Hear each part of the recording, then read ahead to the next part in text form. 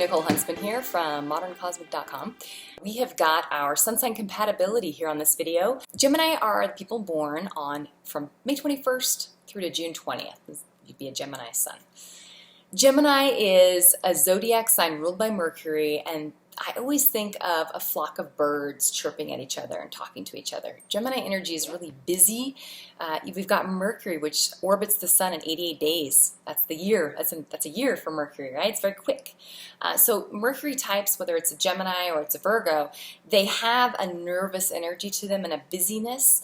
Gemini applies it a little bit more to the mind, but Virgo does too. But it's communication. It's this sort of extroversion of this busyness. So a Gemini will, when they text you, or anyone who has a lot of Gemini in their chart, it's like long texts, or they'll keep in touch with you, or they really need communication from their partner. They need that kind of contact.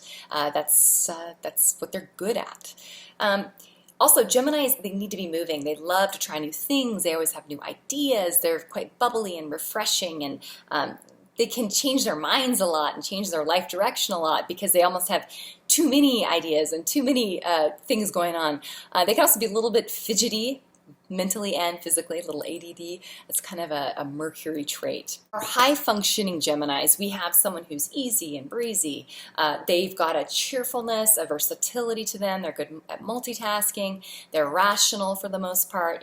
There are other things to look at in the chart that will suggest otherwise, but they're open to new experiences. They're spontaneous and fun, and they've got a good sense of humor, conversationalists. They're just kind of happy, happy-go-lucky. That's very Gemini. If you're pure Gemini, they don't wade too much in those deeper waters of deep emotion and existentialist feeling or thought. A low-functioning Gemini, on the low side, they can be overly loquacious, right? They can text you too much. They can maybe not recognize when it's time to just we don't have to be talking the whole time. We can sit in silence. Remember, you need to look at the person's moon sign, their Mercury, and other things in their chart and see where that sun is actually placed, which house it's placed in. That's going to adjust this because Gemini is mutable, so it's quite overridable by other signs that are in the birth chart, okay? But for the most part, they're talkative.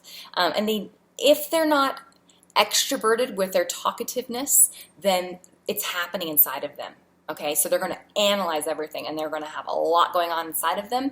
So it's almost like the quiet Gemini is the one you really need to worry about because there's even more going on inside of them than the one that's extroverting it. All right, they have an anxiety to them. They can be flirty, not really anything necessarily meant by it, but they are quite flirty with the opposite sex. It can be hard to pin down.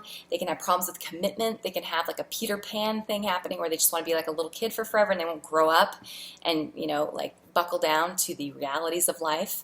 So they can be a little bit childish in a different way than Aries. It's kind of like they just don't want to take things seriously. They want to be free to...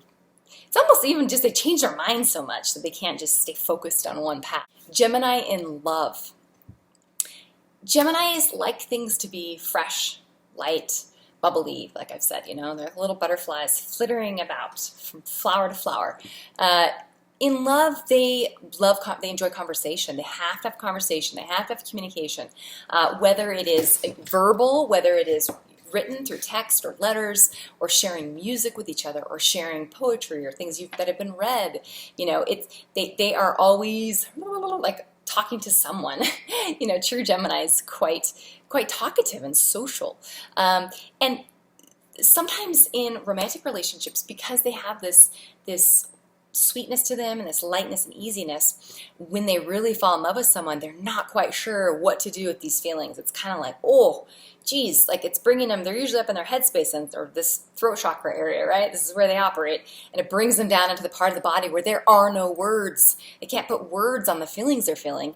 And that is really uncomfortable for someone who is used to and excels at putting words to things. So many times they run from commitment because they don't know what to do with it. They're like, what is this thing, okay? So in love, Geminis many times have a harder time with people who are perhaps more watery or more feelers, this kind of thing. They like to keep things light. And again, look at the other signs in the chart. Look at where that sun is placed to give you an indicator. If you've got someone who's got multiple planets and air signs, then that's what we're talking about. Gemini's expectations in love. So they need space, but they also need a lot of conversation and repartee and connection, which is a funny little thing, right? They just need space to know they can go and like wander off and do their little thing and then come back. They've learned some new things and you've got to learn some new things. You have new stuff to talk about, new things to enjoy together, okay? They like jokes. They have like a little naughty sense of humor. They love playing together. They don't like emotional mind games. They do not like passive aggression. The water signs rule that realm, okay? The water signs are like professional at passive aggression and emotional manipulation. Geminis are just going to be like, what are you doing? That doesn't work for me. And then they'll just flit off somewhere else, okay? You can't tie them down. If you try to tie them down, you are fighting a losing battle. So, okay. Also, they don't like feeling a sense that their partner's leaning on them for their emotional validation. You know, Gemini, they need a partner who is strong on their own, who, you know, doesn't need to be validated by them. You can't be clingy with a Gemini. That doesn't work for them. So Gemini's biggest fear. Now, because we have someone who is quite flighty, and they can be shallow at times, or they can appear shallow. It's just because they're interested in so many things. They're going a million miles a minute, and they got so much stuff going on in their head, and they, you know, going all these different directions, and they have this genius to them, you know, this Gemini Mercury quickness and quicksilver thing happening. They're afraid that maybe they really don't have the emotional depth, okay? A lot of times Geminis have been accused by loved ones in their lives that you know, can't you take this seriously? Why can't you commit to me? You know, these kinds of things. And the Gemini, this is an issue for them, it's something that they really worry about because, as I said earlier, that heart space is not their natural habitat, okay? They are cerebral and they are, you know, throat chakra, they're communicators. Heart stuff, intuition, this does not have words. So unless that Gemini has some strong placements in their chart that they need some water placements or even some fire, which will bring them down into their body at least, or earth, you know, this is going to be a fear of theirs. They're going to worry that they don't have emotional depth. So don't ever accuse them of being shallow, right? See them and meet them where they're at and help them put words to their feelings. Help them put words to the things that they can't voice, okay? That's how you can help them overcome this fear and help them to grow. All right, Libra. Libra Sun Signs are people born between September 23rd and October 22nd. Libra is a Venusian zodiac sign, meaning it's ruled by the planet Venus, the planet that for us symbolizes love and beauty and harmony. Okay, it's harmonizing socially and harmonizing aesthetically, this type of thing. These are the pleasures of life. Now, even if you listen to the sounds, if you've ever had a chance to listen to the NASA sounds of the planets, pretty cool. Like the Venusian, you hear, they took the, I believe it was the electromagnetic spectrum that's around Venus, or that's whatever it's giving off, and they turned it into audible sound waves. And Venus has this beautiful, haunting sound, almost like a siren, or, you know, a mermaid. It's really beautiful. And Saturn has this really spooky, I'll have to post some videos on this. But at any rate, okay, so back to Libra. So with Libra, we've got, not only do we have the zodiac sign that's ruled by Venus, the planet has to do with harmonizing, you've also got the zodiac sign that falls right in the middle of our zodiac of 12 signs. You've got Libra's the 7th sign. So after you've moved through the first 6, which have to do a lot with personal development, you then move into 7 through 12, so Libra all the way through Pisces. These signs have to do with more so with our relating and this sort of energy, this back and forth with these people and the world around us, the wisdom of the world around us. And it starts with this Libran energy. Libra is the partnership. It's the harmonizing. The sign is, you know, the scales, which is fine. I mean, all the air signs are the only zodiac signs that have a human being in each of the, as part of the symbolism, okay? So Libra is this air sign that of all the air signs is the most sort of, it's right in the middle. It's this neutral, I would say even of all of the zodiac signs, there's a neutrality to Libra. And many times when you see Libra placed on the different planets besides the sun, it's hard to see how it's expressed. It can be overwritten by other, you know, zodiac signs that are perhaps stronger. It's like this neutralizing energy that can kind of make everything come together and compromise. It's like the Benjamin Franklin of the zodiac in a way. But as far as love goes, this makes Librans are natural peacemakers. They don't really like to fight. It's not that they mind conflict so far, or it's not so much that they mind conflict. It's that they want to quickly get to a place of harmony and fairness. They want to have things return to a place of equanimity, balance, where everyone feels like their needs are being taken care of, okay, and no one's being cheated. Libras don't like to see things, people being screwed. That brings out their opposite energy, which would be the Aryan side. That's all of us. All of our zodiac signs, our sun signs, hold the polar as well. So that will bring out that desire to fight in a Libra, okay? Okay. So with a high-functioning Libra, you've got someone who is diplomatic. They are a harmonizer. My kids' personal experience, or personal story, share this. I've got an Aries boy, a Taurus female, a Scorpio female, and a Libra female, okay? My kids, my son and daughters. My Libra daughter, the youngest, has always been this sweetie. She's like the one that is just like easy and sweet, and on the surface socially has great social manners, even as a pretty little dancer, knows how to pose for pictures. Libra just has this Venusian quality. They've got this beauty to them, or this grace. And even if you've got I know plenty of Libras that aren't physically beautiful per se, but then they've also got this, they'll have this nature to them where they're good at harmonizing, whether it's in conversation or debate. They can sit and have a debate with you, but they can do it in such a way that you feel like you're not sure if you're laughing half the time, or are we debating, or there's a sociability and a harmonizing nature to Libra. Now, Libras also, you've got someone artistic, ruled by Venus, artistic in a different way, different from, like, let's say a Taurus, which is also a Venusian zodiac sign. Libra is going to be artistic.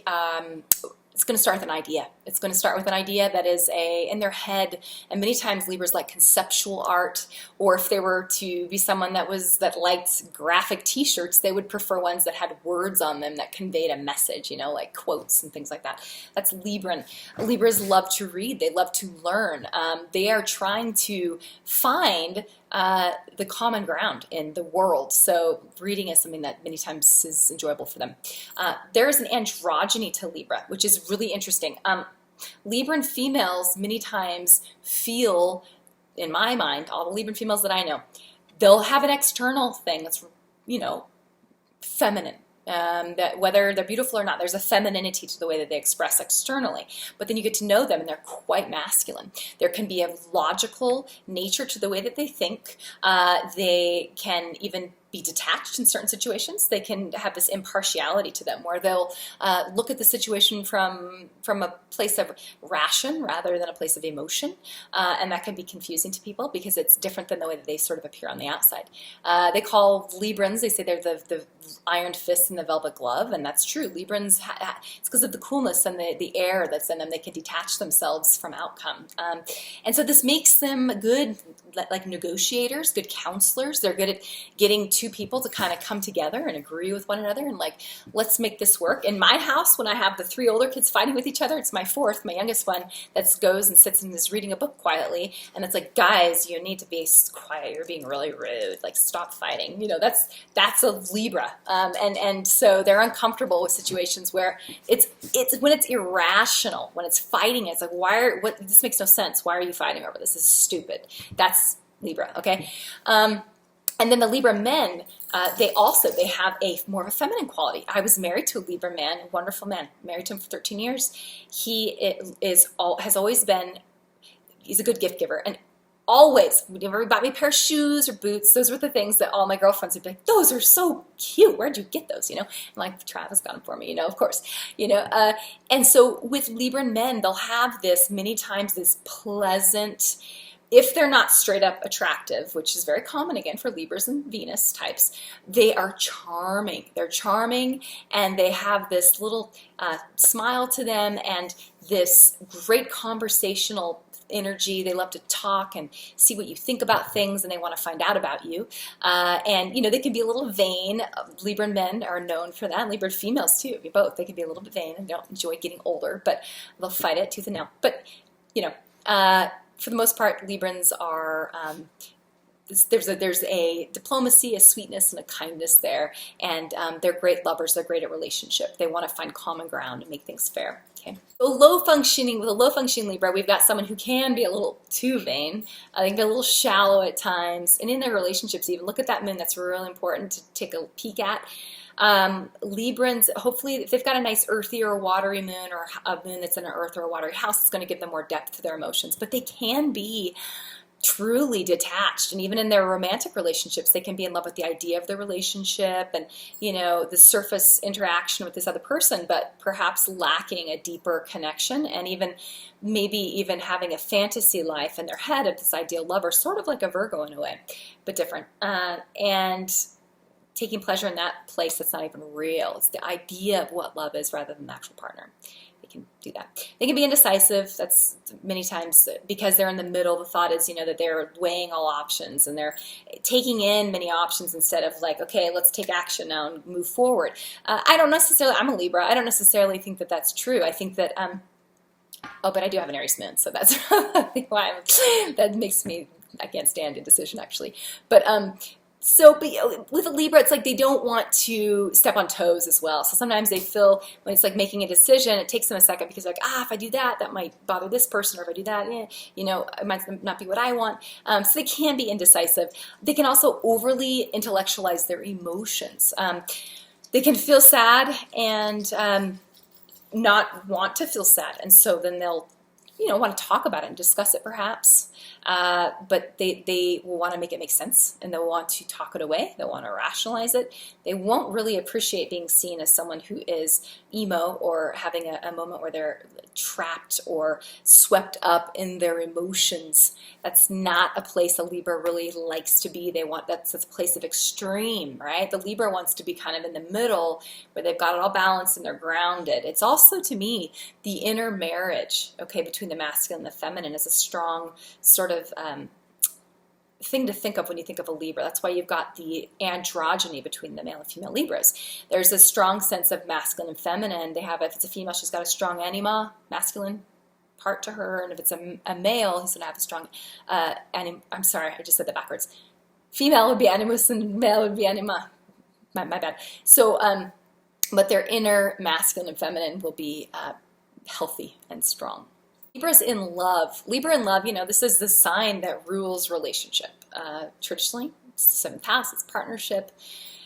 To me, what's interesting is the seventh house is not a house that is like a smoldering, passionate house. It's a house of compromise and relating and finding harmony and finding balance. And these things are all quite rational and logical and make sense, okay? So Libra in love, first and foremost, they really do want to have a relationship that's peaceful and harmonious and pleasurable.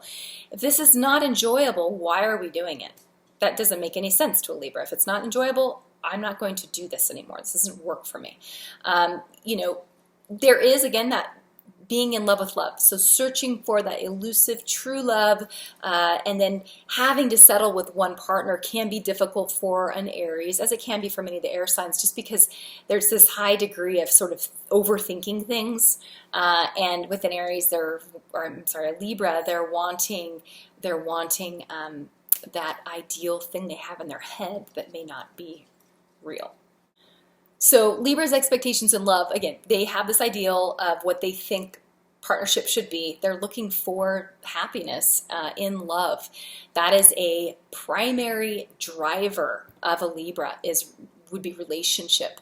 Even if you've got a Libra, like John Mayer, for example, he's a Libra, and he's got some really interesting things in his birth chart. But at any rate, he's a great example of a Libra man who is like always in a relationship, but like always in a relationship, like lots of different relationships, right? So it's this, what's that called? The serial monogamist thing can be happening with a Libra. And also, I know he had that issue with pornography that he talked about, and that is the projection of the feminine, the projection of his very strong anima onto these women and objectifying. It's like he's making love to all these nymphs and making love to the divine feminine. That's pornography. So that can happen with Libra. I'm not saying the Librans are porn addicts or anything like that, but what I'm saying is there is this ideal of what the ideal masculine is and what the ideal feminine is, and so the Libra can sometimes just never be satisfied because you will never find someone who embodies all of those traits and characteristics in one entity. So that can be tricky. Just do your best as a partner of a Libra to keep things harmonious and fun, and they need new things to talk about. They love art, they love music. Librans love cultural experiences, museums, history, take them to see things. And they love food, restaurants, nice things. This is a Venusian sign, so they're going to appreciate the finer things in life, but they're quite refined. It's not typically a gaudy appreciation of material objects. It's more the refined appreciation, like a nice painting or a book, an antique book or something like that would be something a Libra would appreciate having in their life.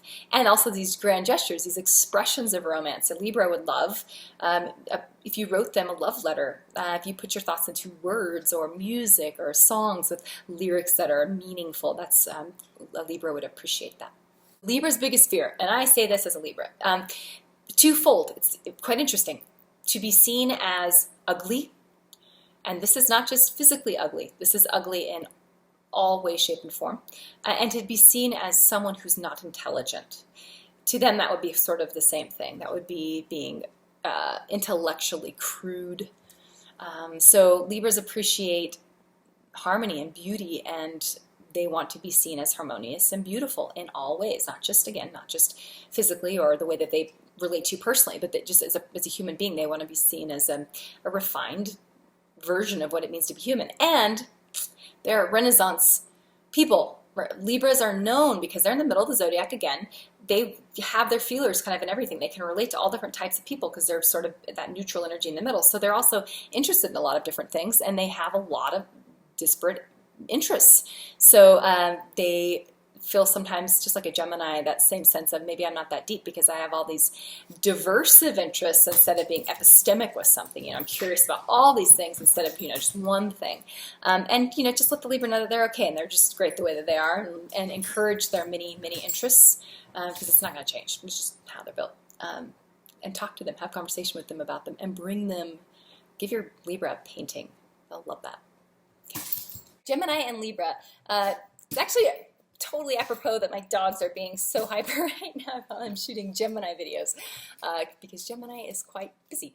Anyway, Gemini and Libra, these two, you've got two air signs. Gemini, of course, is this little mercurial character that is bouncing around and all over the place and quite busy.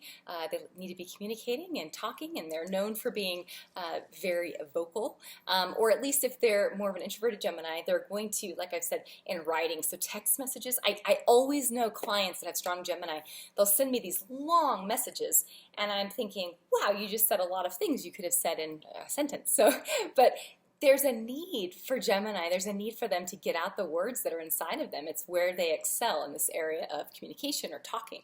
And they're also quite jokey, and they have this sort of a court jester personality to them. They love jokes and humor, good senses of humor, and having fun and making light of things and just enjoying life. Libra, you've got also an air sign. They will have an appreciation, this too, for their conversations. They will have talks. They will be able to go in sort of deep territory. They'll be able to look at emotional subject matter or philosophical subject matter from a place that's quite removed and that's more cerebral. But they will have these really fantastic conversations together. Both of them bringing interesting new information to the table. Now, what we could have happen here with Libra can be a little flighty. So can Gemini, but Libra's flirtatious. Libra's ruled by Venus, and to me, the Libran version of Venus is almost worse than the Taurian version. Taurian version of Venus is quite earthy and sensual and seductive, and you know what she's up to, okay? The Libran version of Venus is in the mind, and so she's quite good at playing on the outside, the veneer, making it look like she thinks one thing or feels one thing, but on the inside, it's more of a cold and calculated thing happening. So, and the Gemini probably isn't even going to care. Gemini will be all right with that, typically. So this is a nice match as far as a friendship goes, for sure, and can be romantic if you've got, again, happy moons. Gemini and Libra, when it comes to their long-term interaction, as long as we see two people who are compatible with one another as far as their emotional natures as well. Because remember, your sun sign is just your external modus operandi. It's just your ego. It's the part of you that interfaces with the world around you. It's kind of your life force, your life. It's the sort of the traits that you naturally have mastered.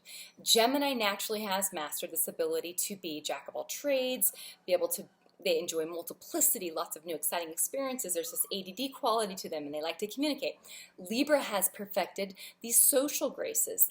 Libra enjoys diplomacy, kindness, harmonizing human beings or ideas or animals or like my two dogs. I'm a Libra. I get my dogs to get along with each other. I'm not a successful Libra at dog compatibility. Anyway, okay, so but with Libra and Gemini together, there's this understanding that they both do operate in the cerebral world. Gemini can be a little bit too, how would you say, childish, kind of the sense of humor can err on the side of immature at times for the Libra. Libra is refined. Libra is about the world of ideas and this world of ideals combined with Venusian appreciation of beauty, harmony, balance. This is why it's art and music and the things that have to do with making two totally disparate items or people come together in a space of harmony. Libra is the center of the zodiac, so that's what they're good at. They're good at kind of, connecting this idea and this idea, or this person in a way that's harmonious. So Libra, they'll see the Gemini being sort of childish and immature, and they will be slightly irritated by it.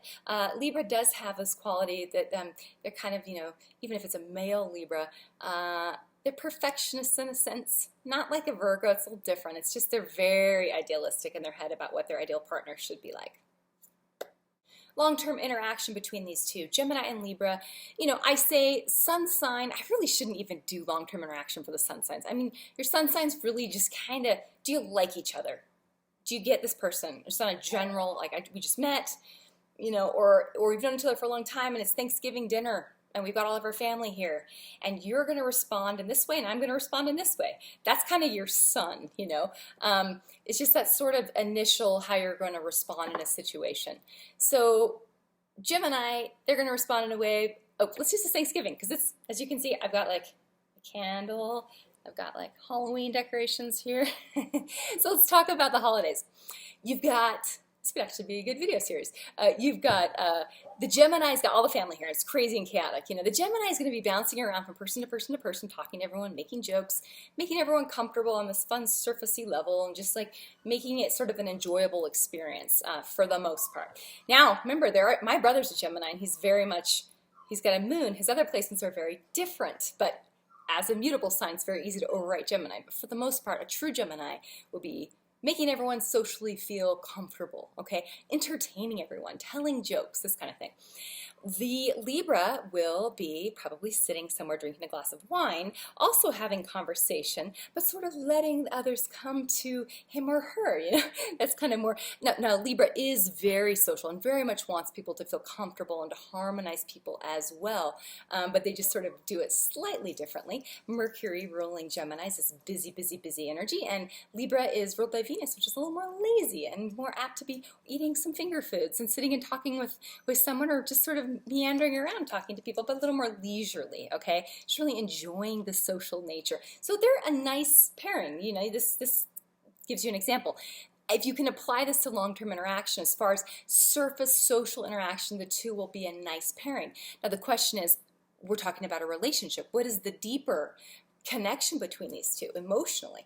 I would say of the two, Libra is going to be slightly more emotionally leaning. I mean, we're all human, we all have emotions, but Libra is ruled by Venus, and Venus has an element. There's a Aphrodite in Venus. There's sort of this element of emotional vacillation when you think of Aphrodite or Venus. So, so Librans are going to be a little more swayed by their emotions than Gemini, perhaps. Gemini is a drier emotional nature. It's a little more just what is entertaining me right now. It's kind of the direction I'll head in. So, you know, with these two emotionally, let's see their moons. If their moons are in the same sign or in elements that are of the same element, you know, if we've got fire or earth or air or water, you know, you want them to be the same element, or you want them to be in elements that are compatible with each other, and this is just common sense.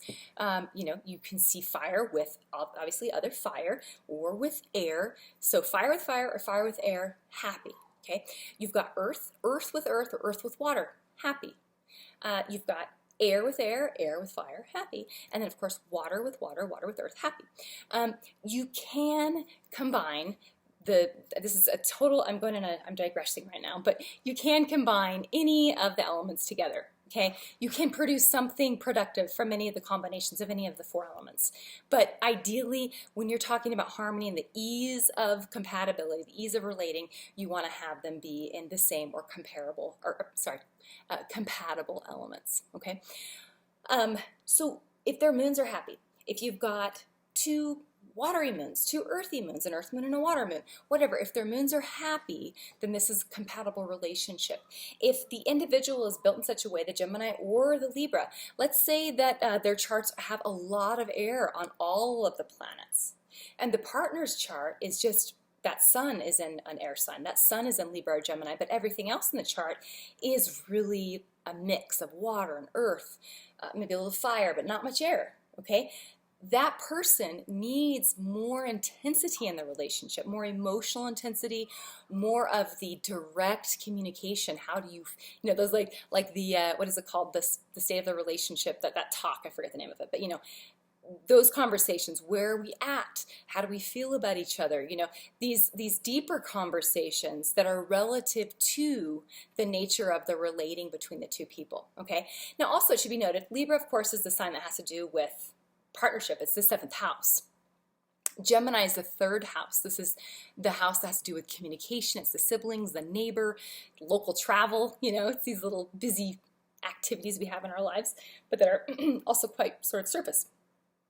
If you look at that 3rd house, if we were to take that 3rd house and pretend like that's the 1st house, and then we were to count from the 3rd to the 4th to the 5th to the 6th to the 7th, we would have 1, 2, 3, 4, 5, okay? So the 5th, so this means Libra would be the 5th house to Gemini. I know this is kind of getting into house derivation and all that good stuff, but Libra would be like this pleasurable experience for a Gemini. Okay, Libra, and the way that Libra expresses romantically for the Gemini is going to feel quite creative and passionate and have almost a Leo feel to it. It's going to teach that Gemini how to step into the world of sensory pleasures, sensory expression, ego expression, etc. So if I'm thinking correctly in my head, then that means that our Gemini is the 9th house from Libra's 1st house. So that would be Sagittarius. This has to do with wisdom and growth, teaching and learning, very much focused on this world again of ideas and the cerebral world. And it's also, Sagittarius has to do with freedom in a way. It's expansion and it's optimism and growth. So, you know, for Libra, this Gemini person is going to feel like someone they enjoy having conversation with, that opens their mind. Even a relating that opens the way that they look at relating. Perhaps their Gemini needs more freedom and doesn't just want the one-on-one thing that Libra, you know, would prefer, and it teaches that Libra to give that Gemini some room and some space, and it gives some wisdom to the Libra. So that's kind of a cool thing that's learned by each part of this coupling. Okay, sorry, I've like talked for such a long time on this one. Okay, go figure. I'm a Libra and it's Gemini and it's, you know, blah blah blah. No, conflict and harmony, I think we sort of covered that. The main areas of conflict between these two would be Libra does want a partnership. Libra's built for partnership. doesn't necessarily mean that the Libra is going to be like glommed onto their partner, but they are set up in such a way that they appreciate having that other person in their life that they can have the repartee with. Gemini likes multiple relationships, so that's an area, it could be a source of conflict for these two. Areas of harmony will be what I've stated already: communication and the mental repartee between these two. It's an easy simpatico. It's a relationship that both people are fed and grow from this comparison, or this coupling. I got distracted by my kid clapping in the background. Okay, others will see this too. You know, they're going to be fun, a sociable couple, just like the couple we saw at Thanksgiving. So I like this pairing.